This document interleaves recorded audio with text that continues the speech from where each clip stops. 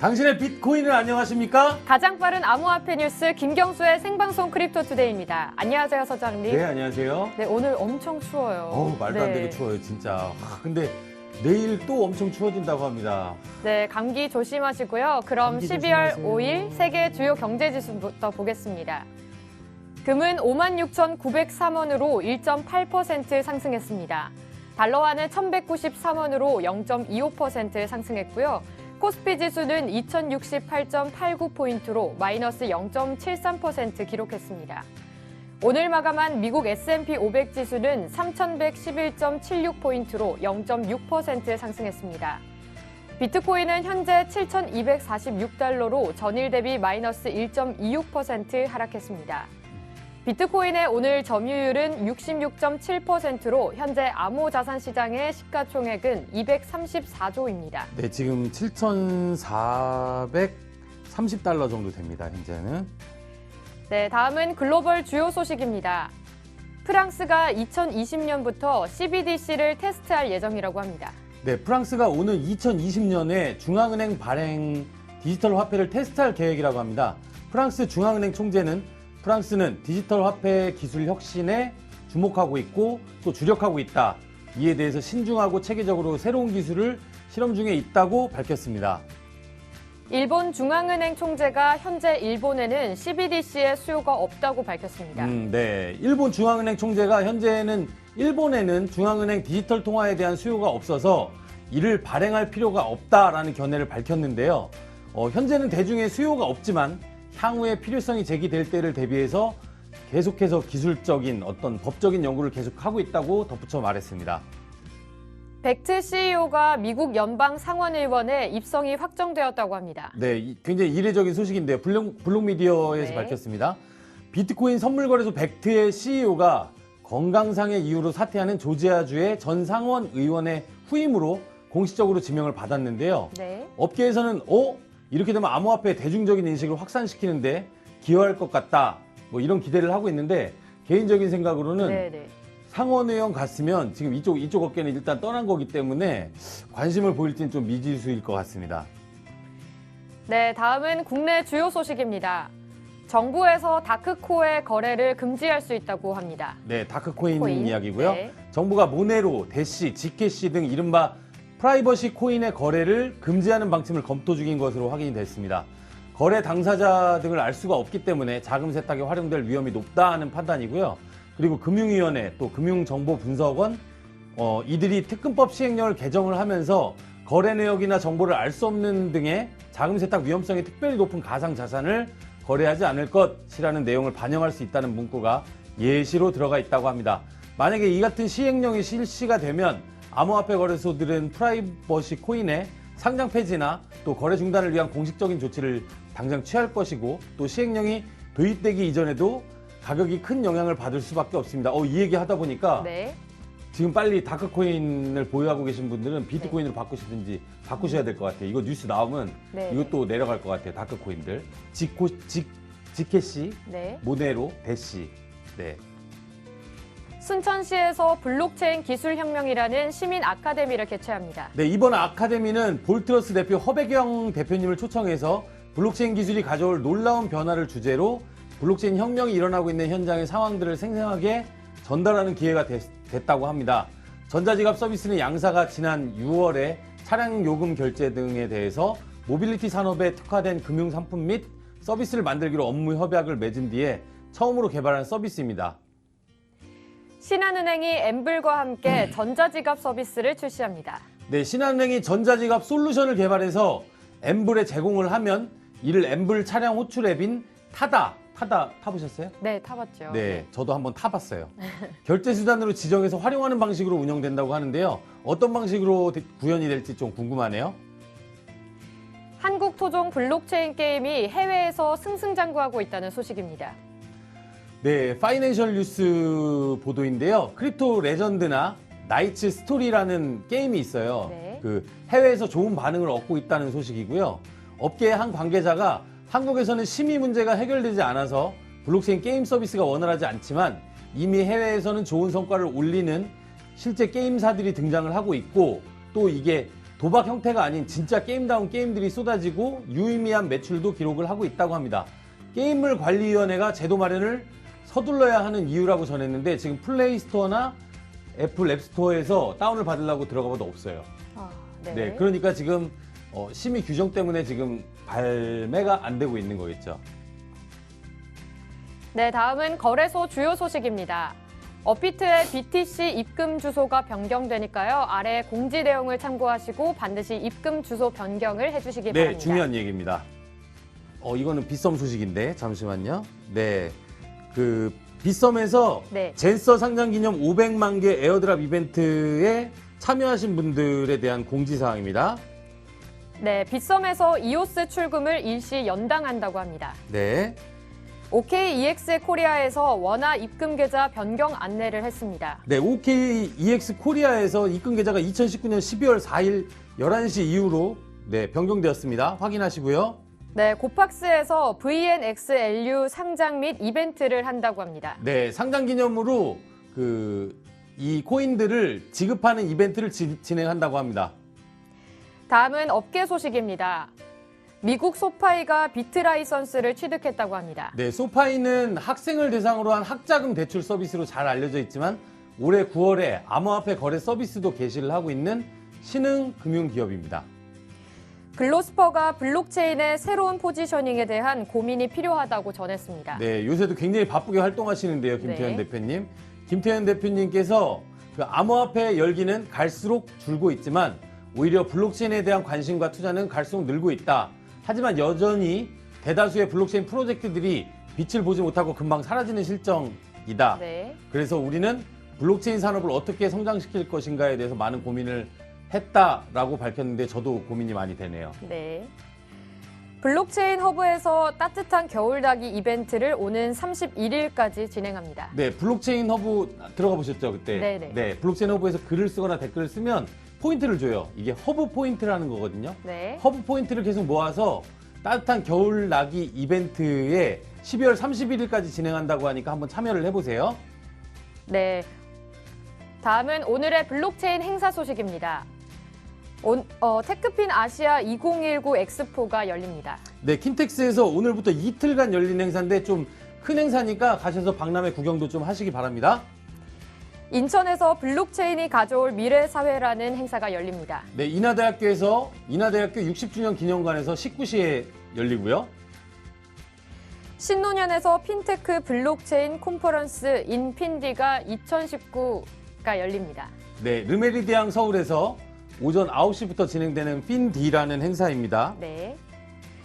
신노년 언주 프로그램 비트코인 밑바닥부터 시작하는 비트코인 출판 기념식을 한다고 합니다. 네, 지미송이라고 유명 인사거든요. 네. 유명 인사가 출판 기념회를 논스에서 19시 30분부터 하고요. 이 자료는 미덕방에서 가지고 왔습니다. 네. 다음은 가장 빠른 비트코인 아침 방송 크립토투데이의 친절한 경수 씨 코너입니다. 아침 일찍 전화해서 투자자 여러분들의 궁금증을 해결해 드리겠습니다. 여러분들의 많은 댓글 부탁드립니다. 시작합니다.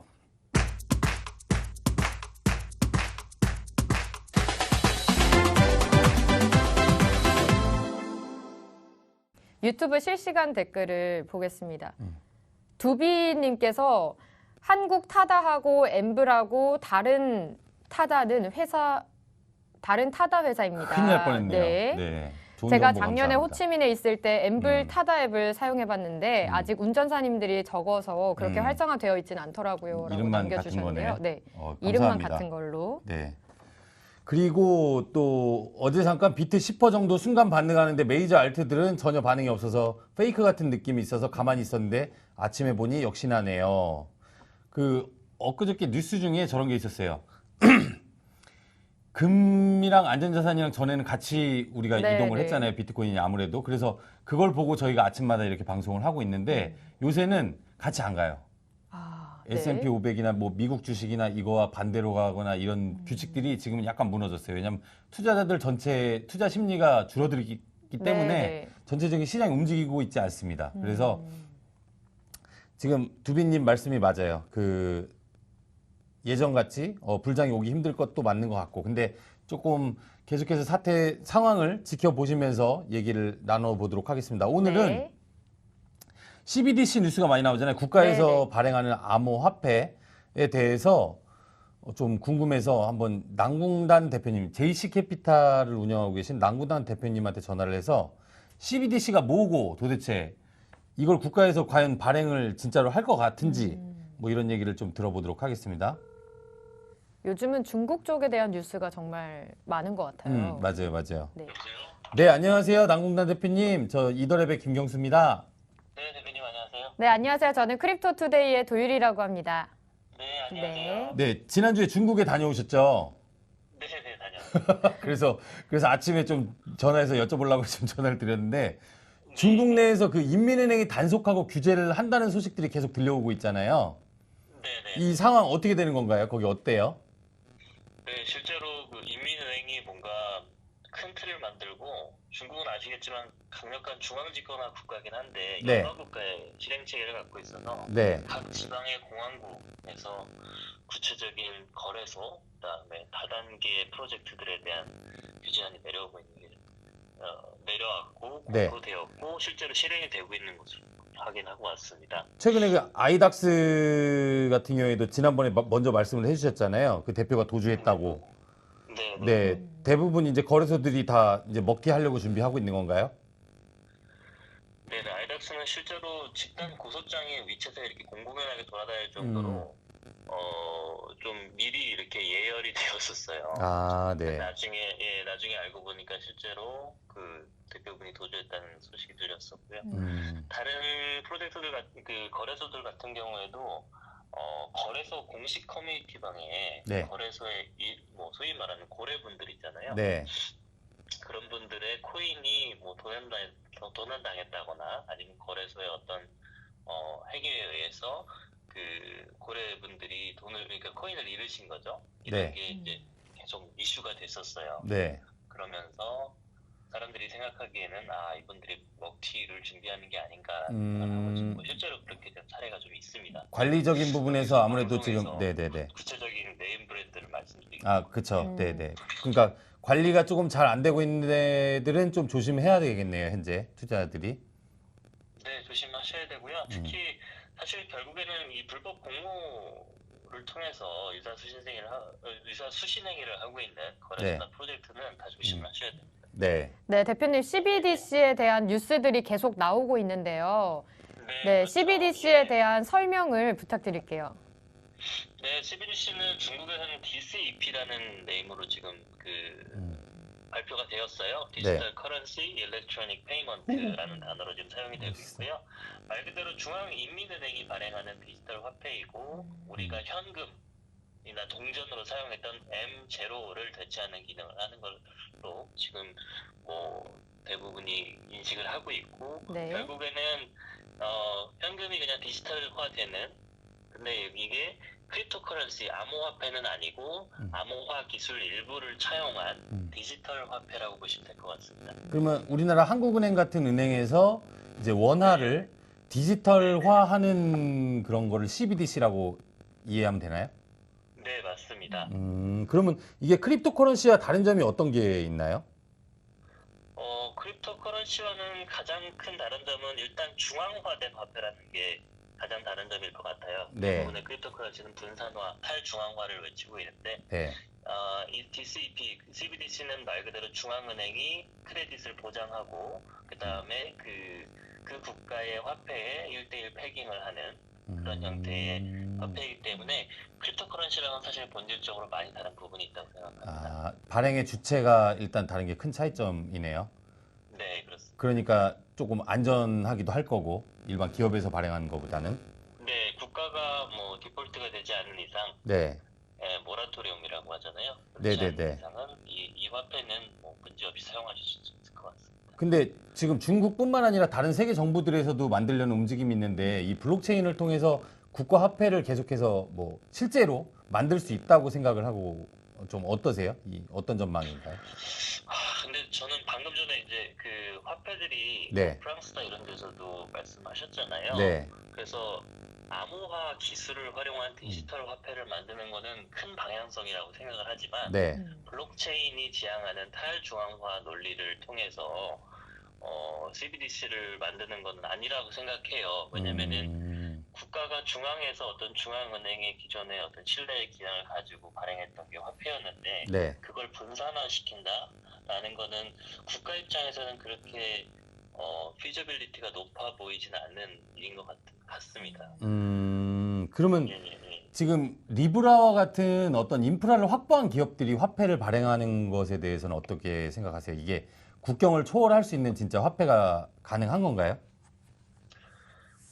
일단 뭐 페이스북 같은 아주 큰 뭐 트래픽 가지고 전 세계 모든 사람들이 사용하는 뭐 그런 기업에서 하는 행위니까요. 네. 그러니까 국경을 초월할 수 있는 기능은 할 수 있겠지만 네. 그게 어느 정도 지속될지는 잘 모르겠습니다. 한간에서 얘기하는 음모론처럼 네. 그게 연준이 뒤에서 어떤 미 연준이 뭐 백단에서 달러의 어떤 디지털화를 통한 뭐 다시 새로운 패권을 강화한다 뭐 이런 게 막 진짜라면 모르겠지만 네네네. 네, 하나의 기업 행위가 전 세계에 통용된다라는 거는 조금 저는 그렇게 긍정적으로 보지는 않고 있고요. 네. 일단 화폐 기능 자체의 신뢰의 문제가 가장 크기 때문에 그다음에 이게 가치 패깅도 굉장히 중요하잖아요. 네.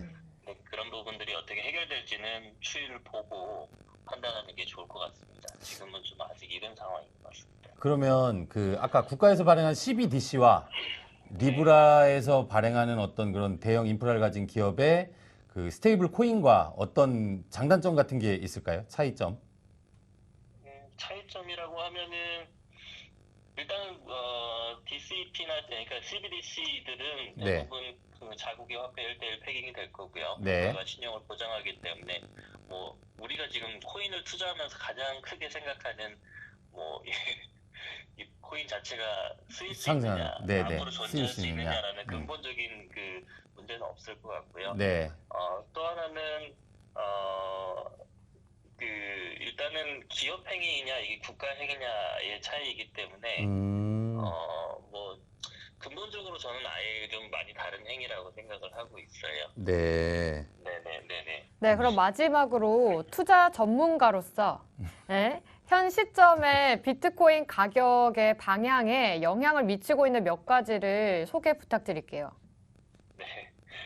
간단하게 시간 문제상 제가 지난번에 너무 말을 길게 해서 짧게 좀 네. 말씀드리겠습니다. 네. 네, 그냥 FM으로 말씀드리는 거 하나랑 네. 제가 생각하는 관점을 좀 말씀드리고 싶은데 네. 일단 FM으로 말씀드리면은 이렇게 일반 거시경제 이렇게 판단하는 것처럼 단기, 중기, 장기에 서로 다른 어떤 영향을 미치는 요소들이 있을 것 같은데요. 네. 단기적으로는 뭐 당연히 시장 논리니까요. 수요와 공급의 관계가 있을 것 같고요. 네. 그다음에 시장 분위기나 뭐 예를 들어서 뭐 아주 유명한 투자 전문가들이 어떤 뭐 평론을 내놓았든지 칼럼을 내놓았든지 이런 것들이 영향을 줄 것 같고요. 네. 중기적으로는 예를 들어서 10월 25일 날 시진핑 주석이 정책적으로 블록체인을 양성한다고 했을 때 실제로도 비트코인이 40% 이상 그렇죠. 등폭을 보였었죠. 네. 그게 역사 이래 비트코인이 탄생한 이래로 굉장히 큰 그 등폭이었습니다. 네. 그런 식으로 정책적인 부분이 중기적으로는 큰 가격에 큰 영향을 미치는 것 같고요. 네. 뭐 벡트 CEO 분이 뭐 상원의원이 된다 이런 호재들, 그렇죠. 네. 뭐 이런 것들도 충분히 영향을 미칠 수 있고, 네. 또 근본적으로는 기술적으로는 마이닝의 비용, 그렇죠? 예, 어차피 비트코인 마이닝을 통해서 네. 채굴이 되는 거기 때문에 채굴 비용 자체에 따라서도 가격은 변화할 수 있습니다. 네. 채굴 비용은 결국에는 전기값이죠.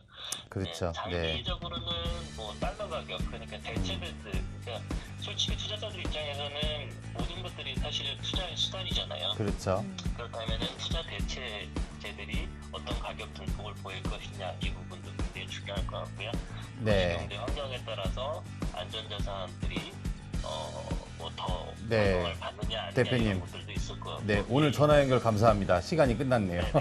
다음에 또 연결 부탁드립니다. 감사합니다. 감사합니다. 감사합니다. 네, JC캐피탈의 남궁단 대표님이셨고요. 김경수의 김경수의 크립토 투데이 선포하세요. 선포하세요.